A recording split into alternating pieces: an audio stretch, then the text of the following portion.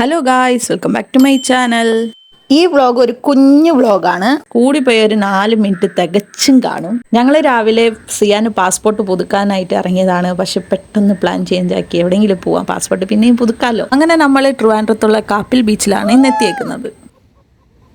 കാപ്പിൽ ബീച്ചിന്റെ പ്രത്യേകത അറിയാത്തവർക്ക് വേണ്ടി പറയാം. റോഡിന്റെ ലെഫ്റ്റ് സൈഡ് കായലും റൈറ്റ് സൈഡ് കടലുമാണ്. അത് രണ്ടും കൂടെ ഒന്നിക്കുന്ന ഒരു സ്പോട്ട് ഉണ്ട്, ഞാൻ അത് കാണിച്ചു തരാം. അങ്ങനെ ഗായ്സ് നമ്മൾ നടന്ന് മുന്നോട്ട് പോയി. അവിടെ ലെഫ്റ്റ് സൈഡിൽ കായലാണ്. അവിടെ അടിപൊളി സ്പോട്ടുകൾ ഉണ്ടായിരുന്നു, ഫോട്ടോ എടുക്കാനും റിലാക്സ് ആയിട്ട് കുറേ സമയം ഇരിക്കാനൊക്കെ. ഞാനാണെങ്കിൽ അന്ന് ചെറിയ ചെറിയ വീഡിയോസ് മാത്രമേ എടുത്തു വെച്ചുള്ളൂ. ഞാൻ അന്ന് എന്തുകൊണ്ട് വ്ളോഗ് ചെയ്തില്ല എന്നാണ് ഞാനിപ്പോൾ ആലോചിക്കുന്നത്. പക്ഷേ ഞാൻ ഒന്നും കൂടെ പോകാനായിട്ട് പ്ലാൻ ചെയ്യുന്നുണ്ട്. അന്ന് ഞാൻ അടിപൊളി വ്ളോഗ് ഇടാം. ഈ പരിസരമൊക്കെ ശ്രദ്ധിച്ചാൽ കാണാൻ സാധിക്കും എന്തോരം വേസ്റ്റാണ് വലിച്ചു വാരി ഇട്ടേക്കുന്നത്. അപ്പോൾ പോകുന്നവരെ ഇതുപോലെ ചെയ്യാതിരിക്കുക.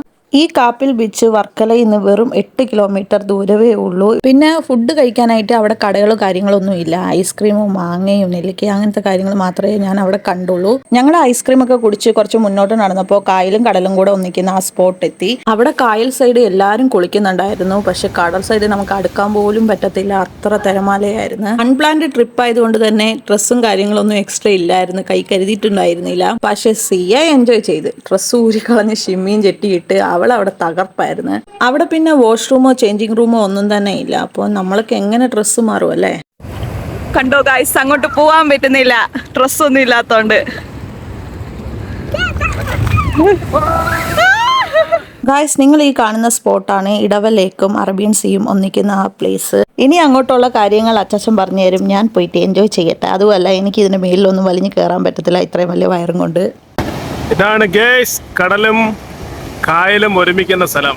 അവിടാണ് കറക്റ്റ്. ഇത് കടല്, ഇത് കായല്, രണ്ടും ഒരുമിക്കുന്ന സ്ഥലമാണിത്.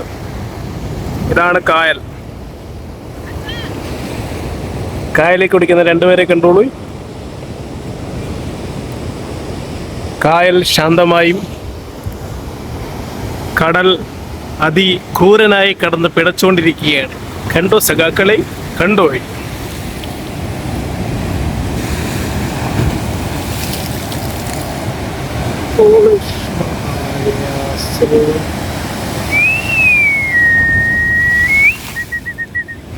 ഫാമിലി ആയിട്ട് വീക്കെൻഡിൽ ടൈം സ്പെൻഡ് ചെയ്യാൻ ആഗ്രഹിക്കുന്നവർ നേരെ കാപ്പിൽ ബീച്ചിൽ വിട്ടോ.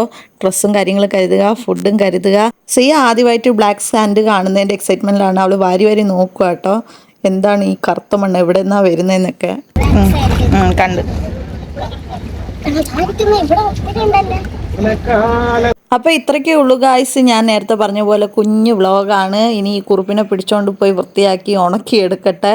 അപ്പം ഞങ്ങൾ പോവാണ്. നല്ല വിശപ്പുണ്ട് ഈ വെയിലത്ത് കിടന്ന് ചാടിയിട്ട്. പിന്നെ ഗായ്സ്, ഈ കാണുന്ന നമ്പർ സ്ക്രീൻഷോട്ട് എടുത്ത് വെച്ചോളൂ. അവിടെ തൊട്ടടുത്ത് തന്നെ എന്തൊക്കെയോ കയാക്കിങ്ങും എന്തൊക്കെയോ കുറേ ആക്ടിവിറ്റീസും കാര്യങ്ങളൊക്കെ ഉണ്ട്.